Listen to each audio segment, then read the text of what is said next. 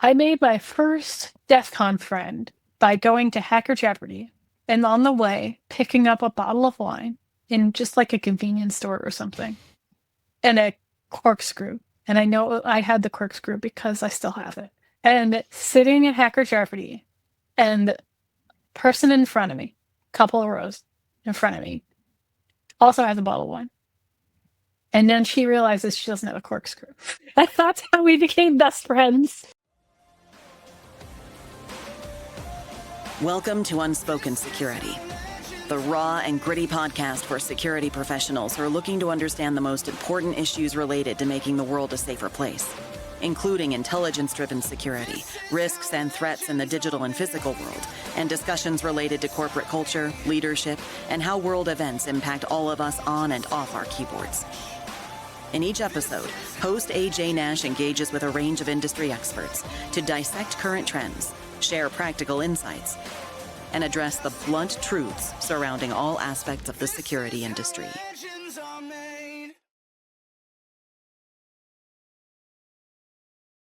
Hello, and welcome to another episode of Unspoken Security. I'm your host, AJ Nash.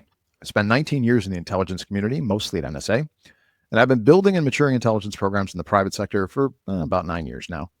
I'm passionate about intelligence, security, public speaking, mentoring, and teaching. I also have a master's degree in organizational leadership from Gonzaga University, Go Zags, and continue to be deeply committed to servant leadership. Now, this podcast brings all of these elements together with some incredible guests that have authentic, unfiltered conversations on a wide range of challenging topics. It's not your typical polished podcast. My dog makes occasional appearances, and I got to warn y'all, there's a very good chance there are going to be two very loud dogs in the not too distant future on the show. Maybe we'll edit it out, but I've got one at the vet on the way home, and I have no idea what's going to happen when she gets here. So, but that happens. People argue, we debate, we swear on here. I certainly do. That's all okay. You know, I want you to think of this podcast as a conversation. It's much like a lot of conversations you might overhear at a bar after a long day at one of the larger cybersecurity conferences. These are those conversations that we usually have when nobody's listening. Now, today I'm joined by a good friend of mine, Ada Zebra. Now, before you ask yourself, that's not her legal name. That's her DEF CON goon handle, but it's what everybody calls her. It's what everybody knows her as, including me. Ada's background is primarily in data science. She's got nearly a decade of experience to go along with her master's in computer science and a PhD in experimental psychology with a focus on behavioral psychology and quantitative statistics. Basically, Ada's just another friend and guest of mine who's way smarter than I am. So in addition to all those credentials, though, Ada's also one of the leaders of DEF CON. And DEF CON, as a lot of people probably know, it's a big part of what is affectionately known as Hacker Summer Camp every year in August in Las Vegas, because where else would you like to be in August but Las Vegas? But this is what we're going to talk about today, is we're going to dig into the DEF CON component of her career and her life and what we can talk about there, because today's topic is actually what is DEF CON Hotline, which in itself is a subset of DEF CON, kind of an unknown piece, right? So that's what I want to get into. Ada, I've already spent like 28 minutes, it feels like, on this intro. So let's talk. First, did I miss anything in your introduction and in your credentials that you want to catch up on before we dig into the topic? Well, that seems good. Nothing in particular there. All right, cool. Well, good. Let's dig in then. So again, the question for the show is, what is DEF CON Hotline? So before we go specifically to Hotline, let's talk a little about DEF CON though. Tell me about your journey, with DEF CON. How long have you been with DEF CON? How long has DEF CON been around? How long have you been with DEF CON? How did you get into it? You're one of the leaders at this point. You didn't start that way on day one, I imagine. So let's talk a little bit about that. Like, how was your journey been with DEF CON? Let's see. I mean, how long has DEF CON been? The problem is that the years of DEF CON don't coincide with the number of DEF CONs, right? So we're doing DEF CON 33 this year, which means we've been around for 33 years, right? Even the ones that don't count. Right. Even when it's been canceled, it's not been canceled. That's the annual joke, right? DEF CON's canceled every year. We've been saying that forever. And then finally there was a year where it sort of was. Yeah, finally it was real. Yeah. I guess 1993 is what the internet will tell me 1993 was the first DEF CON. So I didn't join it until DEF CON 18. Okay. Which is 2009, 2010, sometime there. Okay. Still a lot of DEF CONs. Still a lot of DEF CONs though. Yeah. And I go the reason a lot of people go, which is, someone who's like, you should come with, and you're like, guess so. And at the time, like, I was just doing psychology. I wasn't computer science yet. I have this from way back when, I had this thing I used to tell at the story I used to tell when I'd go into job interviews, because I go, you have background in psychology, and why are you here? Right? Which is, when I first got into college, they ask you, what do you want to do? Right? Yeah, you can choose one thing to do. What are you going to do? And I'm like, I like psychology and I like computers. And That's they're like, two things, pick Ada. one. You're not very Yeah, good at pick two instructions, I guess. Yeah. One thing. Here's two. Okay, that's a good start. And I thought to myself, I don't want to be stuck in a cubicle my whole life. Right. That was my thought. Right. How's that working out? And so I went to psychology instead. But at that time when I was first going to DEF CON, that was the only thing people are like, oh, just come along, it'll be fine, right? And I think I went to like some talks on social engineering, and I'm like, I'm a terrible liar. This is not where I belong. There was one guy who was there doing something about like social networks and how, I don't even remember. It's been so long. Because I remember him talking about like Facebook and security on Facebook, and then like how scammers are using Facebook in different ways. I thought that was really neat. And so I was like, this was a fun time. Sure, I'll come back again next year. And then I just kept coming back and back again. And it wasn't until, I couldn't tell you which DEF CON. 25 maybe? I think between the two, I watched DEF CON 15, just for clarification, DEF CON 15 was in 2010. I get Google. I have Google over me, so I have the advantage of being able to look these things up because I don't have the memory. I wouldn't know either. It was late July, early August of 2010 would be DEF CON 18. So that gives you a landmark. No, because I've been working for DEF CON for 10 years now. So whatever was 10 years ago, between the two DEF CONs. Fair enough. I was watching a YouTube live event that Tara Wheeler put on, in which she had various DEF CON people on. Okay. One of which was CJ. Now, was this at the Rio or was this at Bally's? It was a YouTube live event. So my first DEF CON, I think, was Rio. Okay. DEF CON 22 in 2014 was at Rio. That's why I asked. As was 21. 23 but since it's a YouTube live event, it's after DEF CON, right? Oh, so it's... Just ignore what I'm saying now. Go on with your story. Shut up, AJ. Go on with your story. And CJ says that they need more women to be goons because now, for those they don't have proper representation. Who's CJ? For those who don't know, CJ is in charge of the SOC at DEF CON. SOC being not what SOC is, right? Like SOC in a company is entirely different because this is like physical security people, right? Yep. At DEF CON, and he says he needs more goons, and I said, and I type into the chat, literally like sitting there on my computer, like, well, listen, like I do that job, and he says, email me at this address, and I was like, all right. That's how he came through. Like the weirdest way, right? Most people, they know somebody, and that person introduces them to somebody, and that's how they become a goon. That is not how it works for me. No. Yeah, usually it's like the mafia. Like you have to be sponsored in. Somebody has to know somebody. They have to vouch for you, and you have to pass a bunch of whatever tests of some sort, social tests to get through the door. And but not in your case, though. It was just a virtual event, and CJ, and you pinged him, and he's like, "All right, good, you're in." It was in a live chat. It wasn't even pinging him. It was just like, I do that job. It was the weirdest way to get in. But I did my noon year, your first year of gooning. You are a new goon. You are a noon. That next year. And then I continued to goon after that just because like the community is really fun. Like community at DEF CON is great. And then the community of goons is just... makes you feel like you belong. I also love that job because it helped me with some ability to feel like more confident than usual because I was this kind of more on the shy side person, and it gives you like the permission to just talk to random strangers because you have a red shirt on, right? Sure. Yeah, that makes sense. Well, yeah, it's a role, right? It's a responsibility. For those who don't know, like goons goons run DEF CON, right? And if you've never been to DEF CON, if you ever go, just look for someone in a red shirt, and more often than not, it's going to be a goon. And goon is an affectionate term. Ada may be able to tell us where it comes from. I don't know, but folks who work DEF CON are goons, and they can be anything. I think a part of it is that like the people who used to be the job they used to do back in the day, back the AP, the Lexus Park, was like keeping hackers from getting their computers stolen by random grifters, keeping people from having giant fist fights when they were drunk, patching people up when they thought something was going to be funny and instead ended up with a knife in their hand. Like, it was crazy. It's like a pirate party. This was like the, things in Vegas stay in Vegas kind of party. Yeah. Is a very different conference. Right. That it is.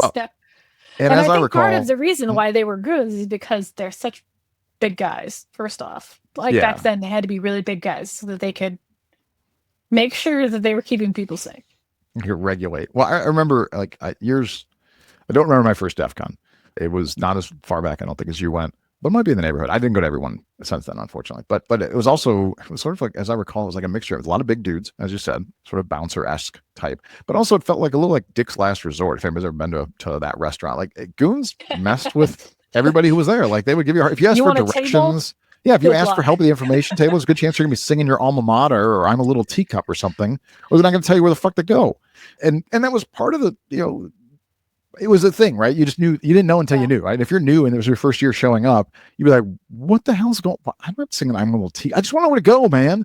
And then you realize it's like, that's the game, right? And then sometimes that shit gets out of control because that's what happens to people in general. But it was, people played into it. But at the same time, this was, it's always been community. And like you said, it was fun. So to have the opportunity to be part of the DEF CON community in and of itself is, I find it to be pretty cool. Like, you get to learn new things, you meet new people. I mean, if you ever want to go, if you guys are going to be in Vegas anytime, anybody listening or watching, if you're somebody who goes to Black Hat and never goes to DEF CON, definitely hang around at least once, even if it's just for the people watching. Like, DEF CON's a show, man. I've never seen two people with inflatable dinosaur outfits go sumo wrestling in the hallway before at Vegas until DEF CON.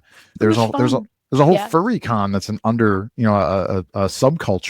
and there's some amazing costumes. But at the same time, if you've ever sat in a lecture with somebody seriously considering what's going on while wearing a fox costume, it's a different experience. I made my first DEF CON friend by going to Hacker Jeopardy and on the way picking up a bottle of wine in just like a convenience store or something and a corkscrew.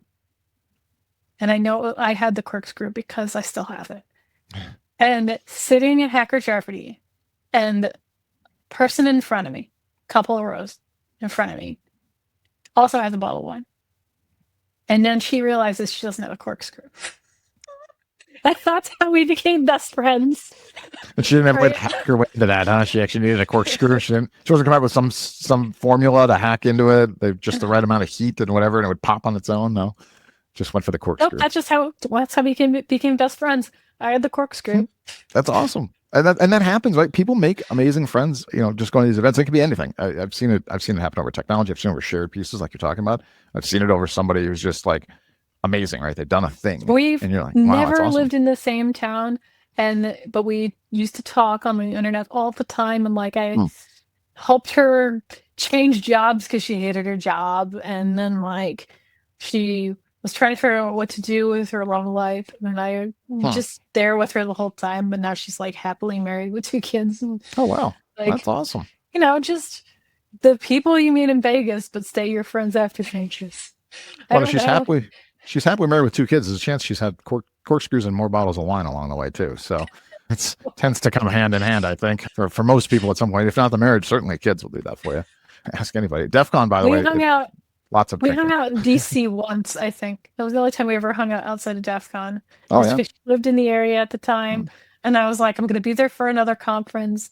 You want to hang out and show me around DC? And that was the whole thing. That's funny. That's funny. For most guys, like, hanging out once a year in person, that's kind of just a normal guy friendship, actually. I can live in the same town. You might see the guy like once or twice a year. That's just a little bit more the norm. But so, all right, so you met CJ through a live stream event, chatted, and he's like, yeah, let's do this. And then so that gets you in, and you've been going. Now you're a goon. But now, fast forward, you're 10 years down the road.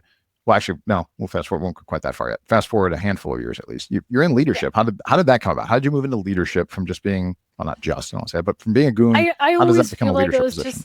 I was just in the right place at the right time. I don't feel like I don't know. People are like, but you had the right experience. I'm like, well, then I thought like, I always used to write down, because you can write down notes about yourself in your sign up.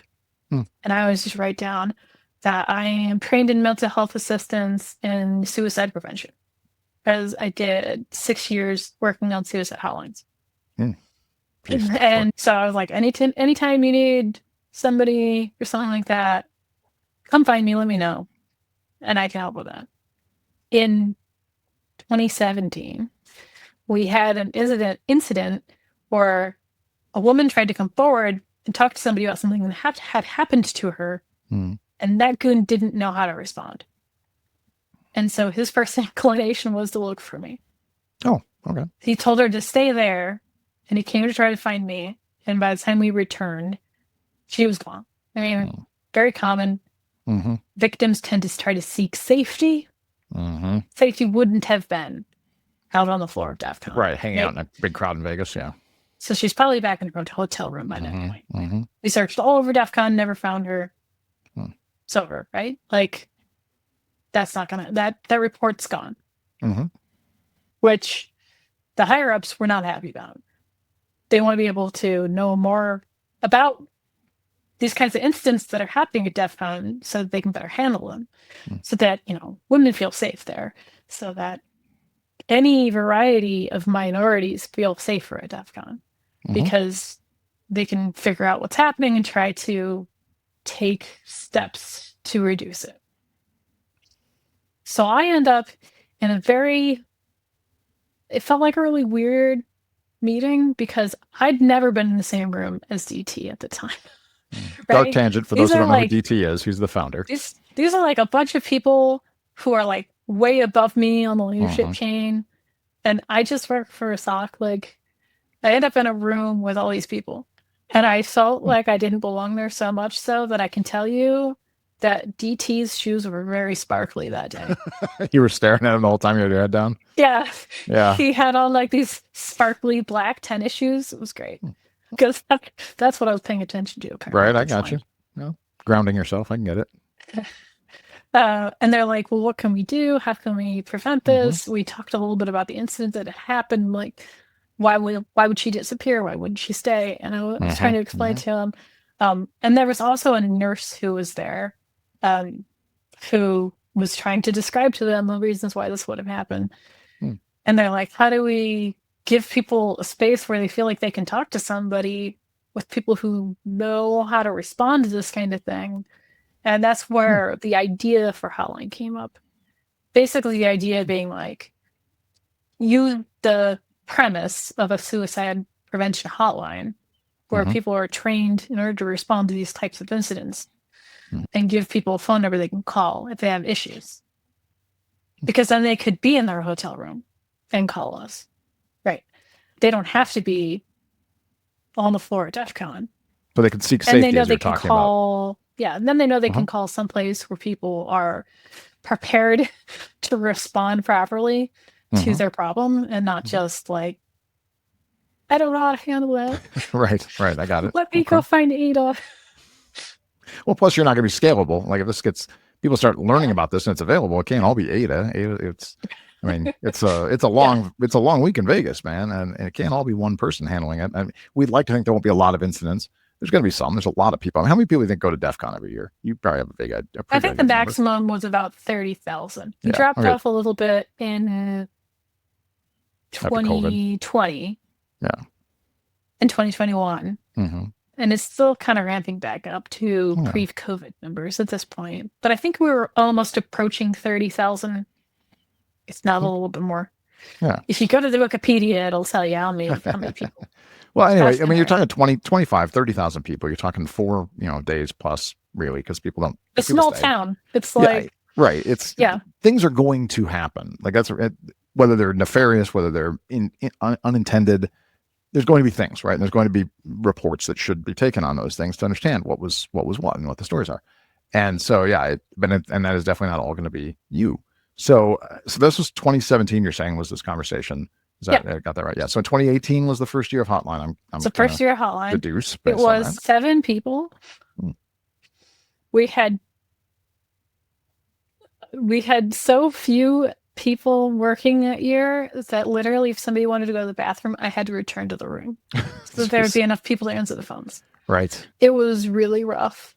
I don't think I slept much that year. I don't think I slept much the first few years of Hotline, really. Yeah. Yeah. I'm going to guess you probably haven't slept much until maybe last year. Maybe. Last year when I finally had somebody who helped me out doing the same job, I finally got some good sleep. Yeah. Yeah. It's a tough gig. Well, and plus there's a lot of heavy things going on too. So like that, it's not a lightweight job.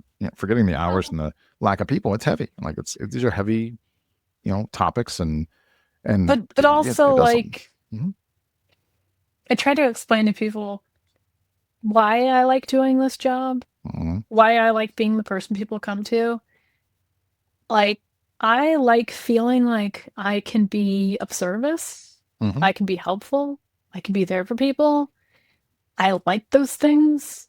So listening to hard stories and being there for people doesn't drain me the same way as it might other people. It's just, I like it. I can appreciate that. I mean, in the opening, I mentioned, I have a master's in organizational leadership. Don't care about that all that much, but the focus is servant leadership. And so in that way, I think you and I are wired the same. I'm a big believer in that. I was the kid who never did my own homework, but helped my friends do their homework. I don't get a lot of satisfaction out of doing my own work, apparently.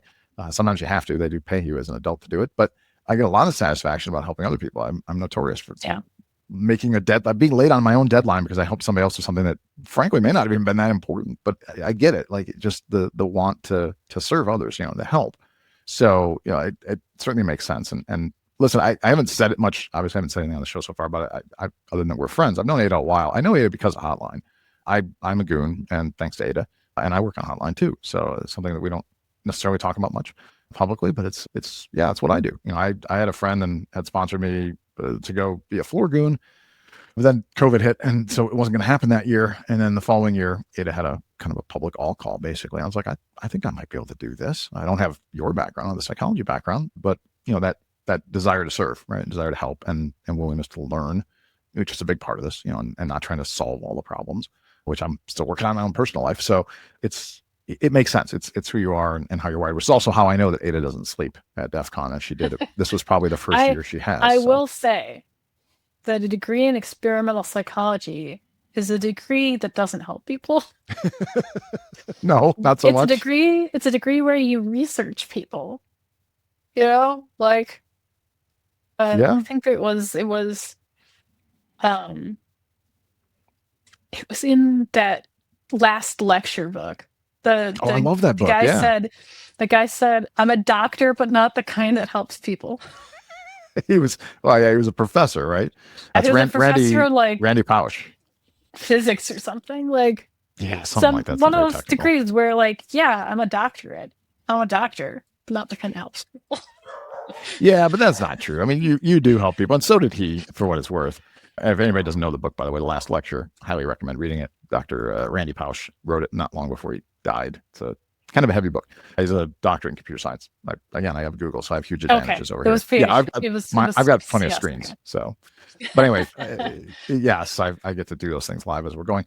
But no, I get it. Like that makes really good sense. So, all right, so 2017 is the discussion. 2018 Hotline starts. As you said, there's like 7 people. It's nobody can go to the bathroom without Ada having to come back because you're just short on people. And then it's been building from then. If you had how does what did you guys use for metrics to measure? How'd the first year go? Did you have reporting? Did you have metrics? Did you talk to leadership about this is what we did? And how were you guys able to justify and prove, hey, there's real value to this in terms, statistical terms, so it could grow? What kind of impact did you have? Obviously, without giving away too many, you don't want to talk about specifics, of course, but I mean, most of the time when we take down how many calls, how many texts do we get in a year? That grows every year. Every year it gets bigger. That number gets bigger. The first few years are real metrics for this is working and we should continue doing it. Tended to be the types of phone calls that we got. So, like, I think that year we had a couple of people come in with restraining orders from different states that they would like to try and see if they could have it enforced, but that takes a lot of like legal going through the courts and stuff. But how can you help me with this particular restraining order? What we can try to do some amount of telling the hotel about it, seeing if they want to do anything about it, and can we try and, like, if you see this person here, come get a goon. Like, we had some phone calls for like sexual harassment, various forms of misconduct while at DEF CON. Some of the things we can help with, some of the things we can't help with, but I think leadership still wants to know that those things are happening. Like, I can't really help if you were at a party off site and drinks were spiked. Right. Sure. Right. But it's nice for us to know that there's a problem we might want to think about. So just being able to have an idea what kinds of calls are coming in and what kind of assistance we are giving, I think that really proves our usefulness for the most part. That's what that's what I'm using for the most part to say, hey, this is what we're doing. Well, I mean, it's grown every year, right? Leadership supports it. I mean, I know there's a report at the end, last day of DEF CON closing ceremonies where some of these things are talked about. And so we try to take all these things that happen and say, here's some numbers so you can see what we're doing. And the problem is that even with that, we can't say, like, here's the number of people who came forward with sexual harassment claims, and this is the ones we could help. These are the ones we could. Like, that's not really useful data. But we can say, what kinds of things came in, how are we helping as much as possible, and try to use that sort of as a deterrent as well. Like, we see you. Well, it's a good point. Stop doing these things. Yeah, I mean, it's a good point. At least people know this exists, right? I mean, there are 2 points to that, I guess. There's the comfort level. I mean, you mentioned earlier, the reason for this, in part at least, probably in whole, really. Listen, DEF CON can't just be a bunch of dudes. Like, it just can't be a bunch of white cis males running around, basically. So, I mean, I guess it could. Any place can be. But there's names for organizations that are a bunch of just white cis males running around, and you need that diversity because that's what makes a better community, a better culture, a better business, a better everything, right? Is people that think differently, that act differently, that see the world differently, that have different points of view. And in order to do that, you've got to create an environment where people feel like they're allowed to be there, that they're welcome, right? And DEF CON does a really good job of that. But a big part of that, I think, is because of Hotline, right? So you have the one aspect of, hey, I want to know that I can go someplace where if I'm not safe, I have somebody I can talk to who knows how to listen and will and can help. The other side is if you're kind of a shitty person, you now realize, hey, there's a place where people can go and get help if I'm a shitty person. So, it isn't just like it's me, them, or the cops, right? There's a lot of in between there. And it's, again, 30,000 people milling about. It's not like we have, law enforcement all around that place, unless they're undercover and there's a whole different background of chasing down, going after spot the Fed. But I think you're right. There's a deterrent component too, that shitty people might understand they also could find themselves dealing with problems. They gotta know, right? And so hopefully you weed out more of those, and you make sure we have people that just want to go and have a good time, man, and just learn and hang out and listen. If there's people you don't like and they're not your kind of people, fine, don't hang out with them. There's 30,000 people there. Like, yeah, right. There's a lot of people I don't want to hang out with for various reasons. There's 30,000 people there. It's okay. We talk about you find your tribe, right? You find your people. So I think that's really cool, and I know it's been impactful. I've seen it. I've been lucky enough to see some of it firsthand, and some amazing people that I've gotten to meet and work with and learn from, starting with you, obviously.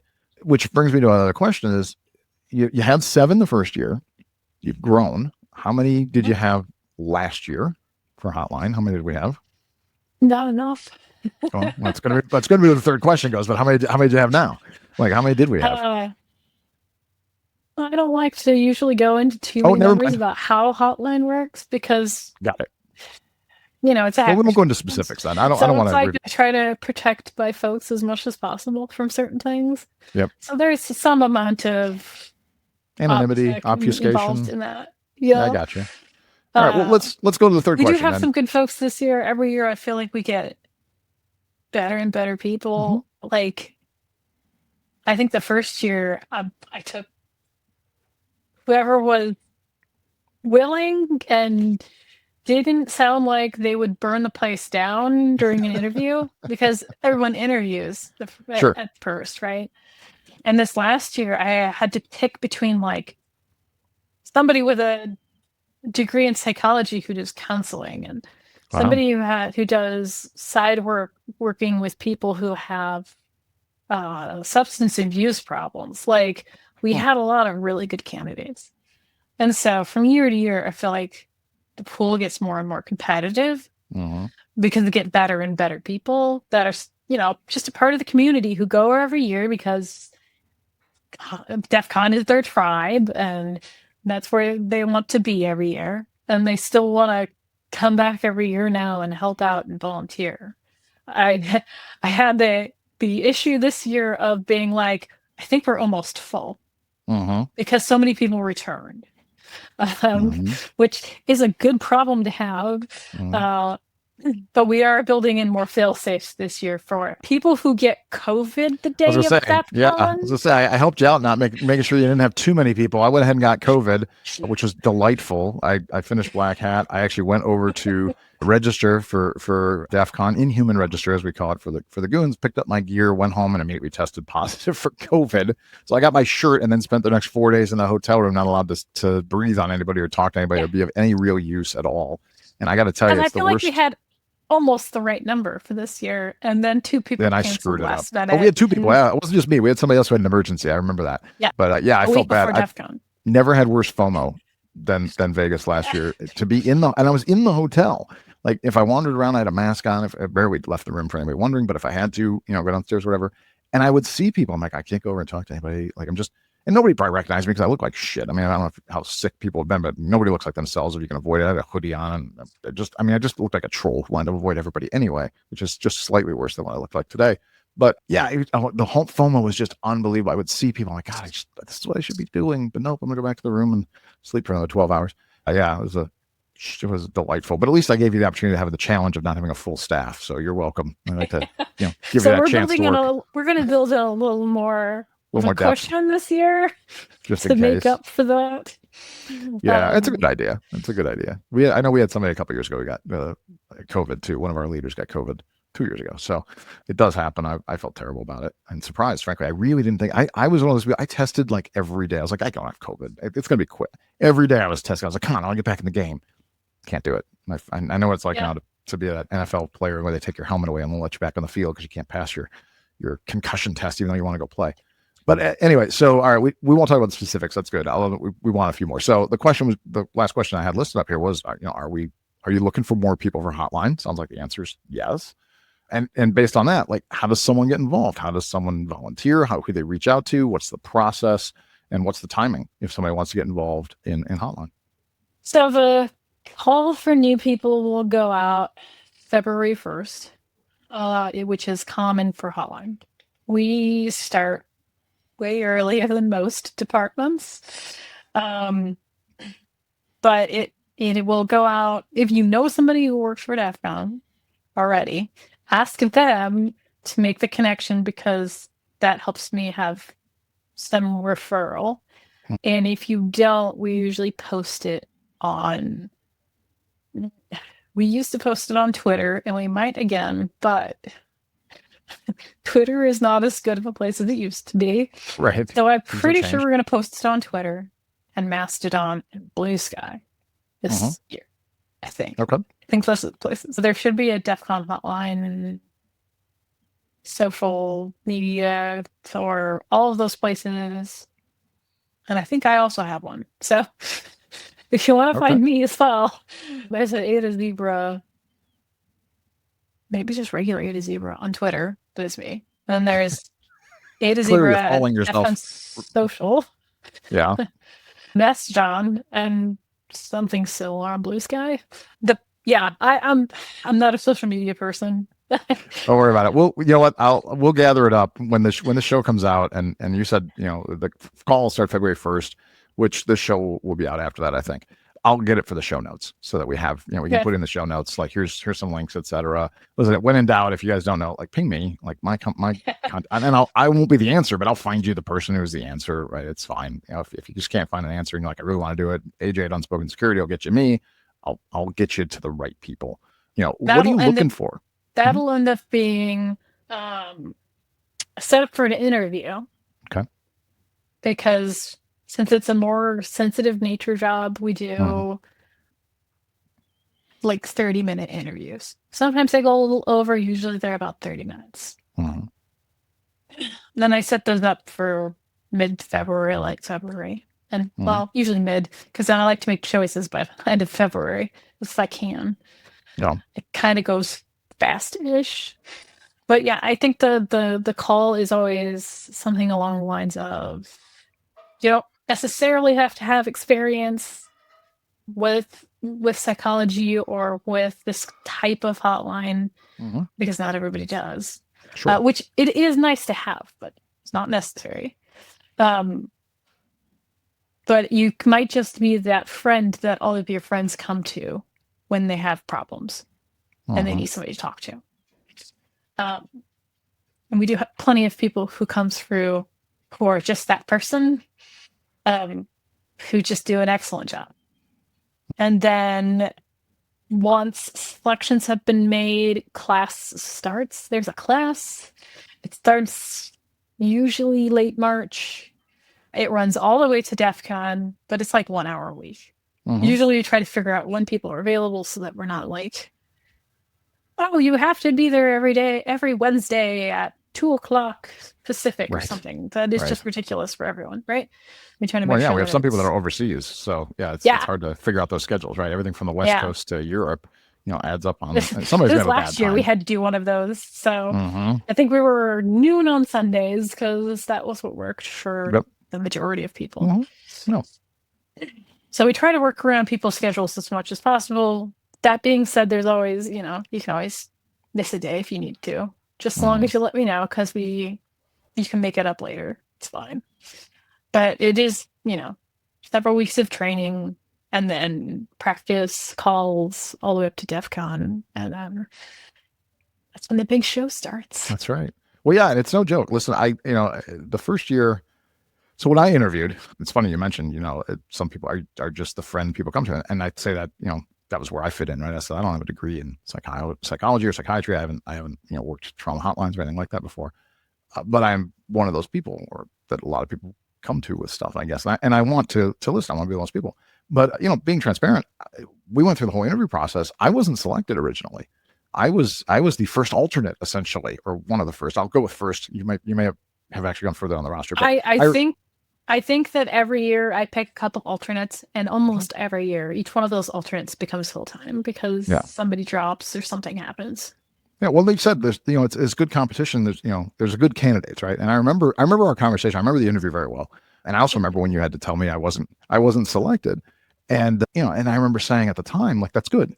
You know, obviously I'm disappointed, etc. But it means you got good people. Like that's the goal. The goal is to get the best people, and best is subjective, but you get good people, right? And if I wasn't good enough, well, if I didn't meet the mark, then that's good news. You know, like, I want people to get the best service and support they can get. It's not about me. Frankly, if somebody said, you know, got really mad about it, I think maybe that explains why they shouldn't probably have, you know, this opportunity or responsibility, because it's not about me. But I remember having that conversation. And then I remember not long after, when you reach out and like, hey, are you still interested? Like, and we had somebody fall back. And I was like, yeah, it was great. I was excited. But it also, for what it's worth, I haven't even shared this with you. It probably was good for me because it allowed me to stay a little more humble too. Like, listen, I'm not even supposed to be here. Like, you know, in the positive way, not the, you know, so this is not clerks. That way. No, you wouldn't put it that way. No, you wouldn't. I say but that I did. Because I feel like we get a lot of good candidates nowadays, like a lot, right? And if you don't, I'm always telling people this: if you don't make the cut at first, it's not because you're not a good candidate. It's just because there's so many to choose from. And so someone might just have, something special about them specifically that helps our team be able to do something specific better. It is the way all jobs are, right? Like if you're interviewing for any job, it's like, you went with a different candidate. Well, why? Because that guy knew JavaScript. I don't know, something, right? Like, who knows what? And so a lot of the times that's the reason for rejections. It's because, I only had 2 seats and these 2 people had something specific about them, right? No, absolutely. And for me, it was good because, because the training, I mean, you talked about training and training's no joke. Like this is a serious business. You get in, and I remember the first year, the training, it's Ada has immense amount of experience and materials, and it's a class, right? It's college, there's and you get to take it again this year. Oh no, do I? I thought I just had to do role play this year. Why? As a refresher? Every 3 years. Oh, damn it. It's good. I shouldn't say damn it. Now I said that live. Listen, this is good. I'm sure you're raving about it now. You can tell I hate school, but no, the point was it was really educational and it was good. And because it's not graded, you're fine. No, of course it's not. But because I was the alternate, it made me go, hey, this is, I probably took it more seriously. I feel bad saying that. Maybe I didn't, but I felt like I got things to learn. Like I'm lucky to be here. I got things to learn. And it was a really impressive, course. And it was, I learned a lot. And then you go through the role play. And the role play, by the way, for anybody who doesn't know, of course, if even if you've been a goon, you've done the training, you've been a hotline goon, role plays every year. We all have to do the role play. So you do the book year every 3 years, apparently. And then the role playing, we all have to still do. So, and that's a ton of it. And that's where we challenge each other and we come up with great ideas. And in my case, you can be sure that I'm definitely going to role play one character who's drunk and has lost their pants, because that's my typical thing for the noon every year is to give them one of those. I'm lost and I don't have my pants on. And I don't know why you picked that one as the one you do every year. Because it's funny and people like it. Listen, I think this year I had one that suggested there might have been a murder involved too, but it was like an abduction. It was a very weird one. Because it's hard, frankly, because they have to start with nothing, right? You're starting with the least information from somebody. First, you have to figure out, are they in danger? Is it really a serious thing? Are they just drunk? Are they a goofball? Are they, because people do prank call and all that stuff. It forces somebody to ask the questions, kind of root it out. And I have fun with it when we do role play. But no, the point here being, it's real training. This is legitimate work. This isn't a bunch of people who just come in and screw off and they're like, okay, now you're going to go help a bunch of people. Like I got a lot smarter and better and more empathetic. And I still do working with people because of this role though. And you get to, and then sadly we hear some real stories as we go through, and you really have to learn how it's done in real life. But it really matters. And that's kind of the point, is that the training is important. It does matter. And as you said, the skills can be varied. We have some people from all walks of life that do this and with various, educations and skill sets. But I think everybody, to my knowledge, I think the thing that unifies them is what you said. Everyone wants to help. It's that servant's heart, that servant mentality in the room, which means we don't have like internal bickering and stuff. It's, nobody's trying to be right. Everybody's just trying to help each other, which is because of you, frankly, to be honest. If you say so. Oh yeah, no, it definitely starts with you. I feel like Hotline is amazing because of all of you, because the team is so great. But but who created the team, Ada? Who selected the team? Who had the process? It's all right. I know you're not going to take credit. It's fine. And you're right. It's everybody, but it started with you. Like this didn't exist until you had the idea and put it forward, and it makes DEF CON a better place, in my opinion. I mean, you have your first year, right? And that's your noon year, because everybody still has to have their noon year. Oh yeah. And then not everybody makes it after their first year, right? I don't think I've had a year yet where I've accepted all applicants. And occasionally it's just, we sit in a very small room together for 8 hours, and you are not a good fit for that. right? Like, you annoyed every single person you worked with, and everyone said no. That's why. Like, I can't say it that way. But it's true sometimes. How I say it, right? But like, that has happened in the past. It has been a reason for a candidate rejection, and so you miss all your shifts. You show up late constantly, things like that. You're partying a lot. We haven't. I don't think we have that one, I guess, but no, you're right. I mean, it is tough. You got to be able to get along with people in close quarters for long periods of time, and often times when we're very cold, or because the room's been cold. Sorry about that. That's something I could have done either. I don't know how. It's ironic year though. With that one room. Oh, it's so cold. It's ironic to be in Vegas. And believe me, if you've never worked in Vegas, I mean, everybody knows Vegas is hot, obviously. But imagine going to work and it's 112 outside. And then when you get to work, you have to put on a hoodie and sweatshirt or sweatpants. Or I mean, people were carrying other gear with them to work because it's like 48. That's what it felt like, but it was funny. I literally just walked into Vend and was looking for sweatshirts, and I grabbed like 3 sweatshirts and brought them back to the room, and I was like, "Here, guys, have sweatshirts." I remember that. Yeah, that's true. Yeah, I mean, listen, we get good spaces. We're lucky to have them, but yeah, sometimes it's cold. But I mean, the point you make is, yeah, we spend a lot of time around each other, so there is something about being able to work with each other. And this is multiple shifts, so there's a chance that some people just work better with others. You can create it, but like you said, it's a combination of being able to be good I at can't this always and care. do that, right? Because there's only so many shifts, and so like if somebody's not getting along a lot, then it's not like I can guarantee them they'll be somewhere else. Right. And so that's kind of an issue we have with because But we're it's good. a small group. It's still not that big. Like, so That's true. No, that's true, and it's good. And so this isn't really part of the question, but I'm going to throw it in as a kicker anyway. How have you seen? So 2017 was the idea. 2018 is the first year. So now we're like 2025 years. So you're talking 7 years in. How have you seen the relationship between like the traditional sock goons, the floor goons specifically? And by the way, for those who don't know, sock, goon is everything. Like vending is goons. If you're selling, sweatshirts, they're goons. And there's people who, information booth are goons, and ticketing. It's all over the place, right? Everybody with the red shirt. But the sock goons, the old school, like physical security, keep everybody safe, break up fights, guys and gals, and hotline, because a lot of these folks have to work together, right? These calls come in, they're security related a lot of times. How have you seen that relationship? Technically, we're the same department. True, right? True. We're a subset, but we don't sit with them. Yeah, because we're all security. We're all trying to make sure that attendees stay safe. Right. That's the basic idea, right? And we work with them a lot, and they work with us a lot, right? So like, we get a call that needs sock. We call to sock sends people. Same vice versa, right? They have an issue that comes in, they don't think they can handle, they call hotline. And so that's a very close relationship that we keep. Like, not even considered technically our own department, because we are alongside the floor. And I think it's only gotten better over the years, because when I first started, they kind of knew that we were there, but like not why. Not everybody knew what hotline was for. But over the years, I've kind of built it up.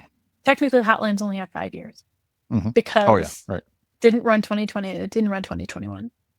Not that I wasn't working those years, because I still work those years for various reasons.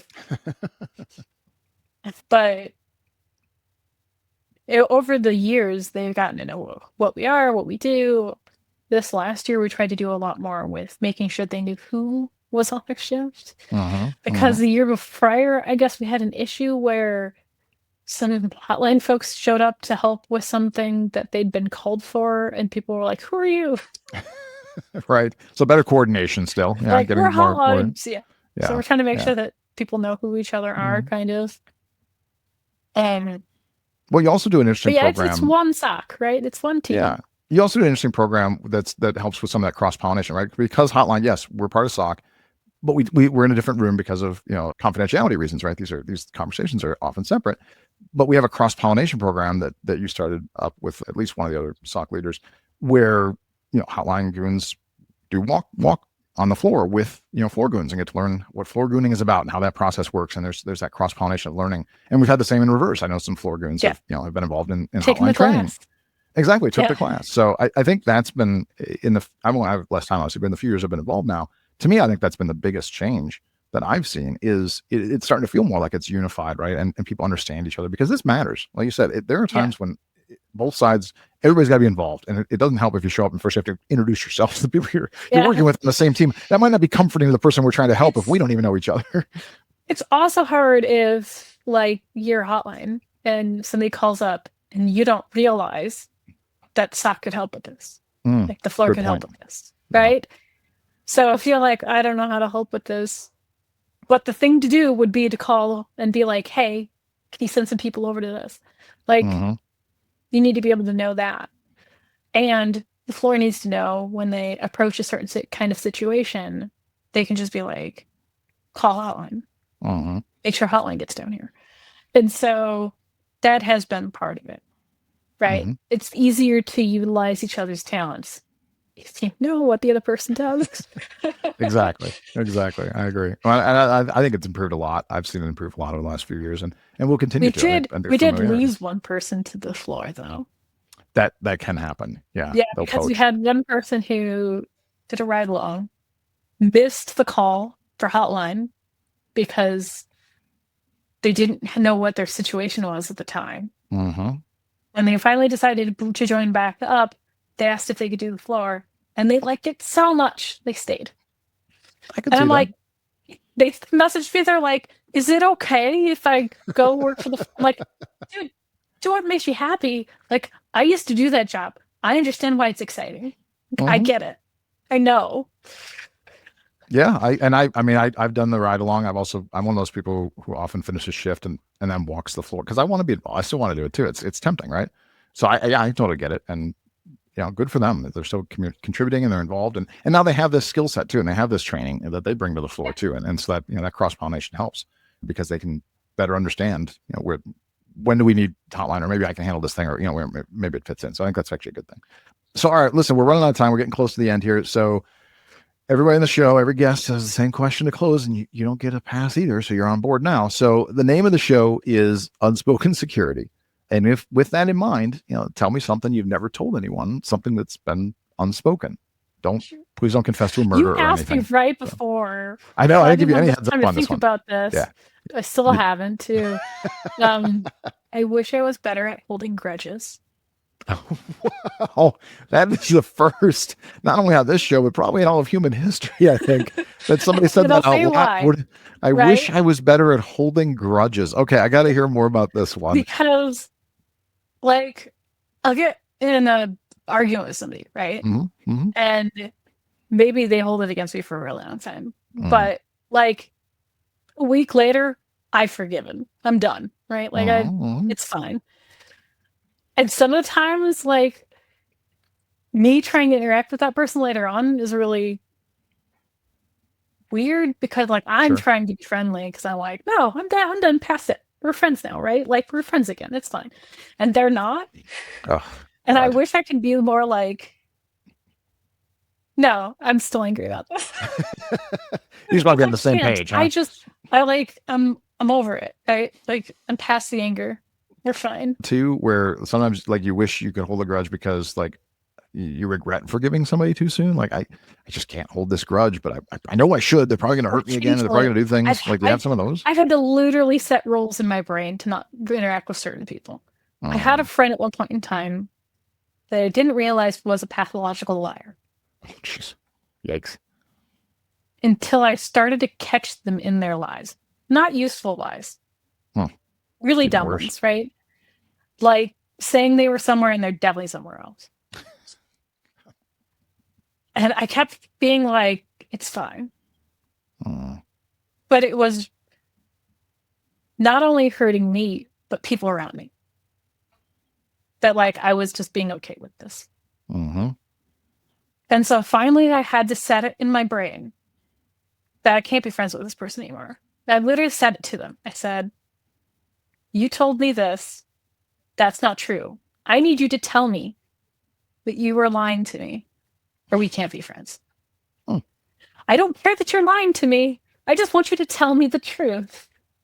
Right? Sure. Trying to give them the benefit of the doubt that they could give it to me for real. Literally were telling me that they were somewhere, and the application that we were using to chat with each other gave me their location, and it's not that place. Oh God, that is pathological, like you said. Tell me that this isn't true. That's not true, and tell me the truth this very moment, and we can be friends. And then they couldn't, and so finally I was like, okay, I have to say we're done, and I have to set a rule in my brain that I'm not going to talk to you anymore because, this isn't just hurting me. This is literally hurting my friends. I can't do this anymore. That's really hard for me to do, to write someone off. I want to be able to say, it'll be fine. We should get over this. I can forgive almost anything, right? Like I want to be able to do that, but I can't always. Well, you've taught me a lot in the time we've known each other. Maybe I can help teach you how to hold some grudges, because I can hold grudges with the best of them, I think. Maybe not something I should be proud of, but there are certainly some people who can attest to this, who know me well. I'm sure there are literally people in this world who think I'm mad at them. With no idea. Like, sorry, I'm just not. Yeah. I think that's probably a good thing. Listen, your way is probably a lot healthier, to be honest. Like, you're over it. You're not carrying a lot of this, anger and whatever it is that just poisons us. I've got, a whole slew of grudges out there that I carry around with me. And so we should probably swap. Maybe you can try this on for a while if you want. You'll find it's not necessarily the right fit. And maybe I can learn how to let go of things a little bit better. Something I'll probably work on this year. Maybe I can slide that into to hotline training and see if you can help me with that during the classes someplace. Maybe that'll be my character this year when I call in as a caller. I'll be somebody with a grudge. It's like 7 years ago at DEF CON, this thing happened and I'm still upset about it. I might write that down. All right. So listen, I appreciate this. This has been a great conversation. I think a lot of people will enjoy it as well. I think people don't know enough about DEF CON. And certainly not a lot of people know a lot about DEF CON Hotline specifically. So it's a chance to let people know what this is and what we do, and reach out if you're interested in being a part of this. And Ada will happily set up interviews and have discussions, and maybe you can join the team and help a lot of people in a very unique and interesting way. Even within DEF CON, it's something that's just different from everything else. And I can tell you it's been very rewarding, and I appreciate working with you and working with the whole team. It's just an amazing group of people. So before we wrap up, just any last things you want to add before I just close out the show and go have dinner that smells really good? It's cooking over there someplace. That's true. Our signups for interviews start February 1st. All right. And we'll continue for a week, maybe two. Right. And then, you can always call hotline. Phone number is like everywhere at DEF CON. So that's true. Yeah, lots of stickers, all the bathrooms, all the places we're not supposed to put stickers, they show up as well. But lots of stickers and handouts for people. It's in the program. Usually it's on a billboard somewhere. There are postcards at every info booth with the phone number on it. Yeah, it'll be all over social media as well. All right. Well, listen, with that, I'm going to close it up here. Again, thank you, Ada. I really appreciate you coming on and talking about this for basically an hour with us. It was great. For those listening, I hope this was entertaining and useful for you. And if so, please follow and subscribe and tell your friends how much you love the show so we can keep it going. If you don't like the show, just keep your mouth shut. Nobody wants to hear that shit. No, I say that every time, but really, if you have issues or ideas to make it better for that matter, feel free to reach out to me and let me know, because I am always looking for feedback. But with that all said, this has been another episode of Unspoken Security. Thanks for joining us. That's a wrap for this episode of Unspoken Security. If you enjoyed this episode, follow us wherever you listen to your favorite podcasts. See you next time.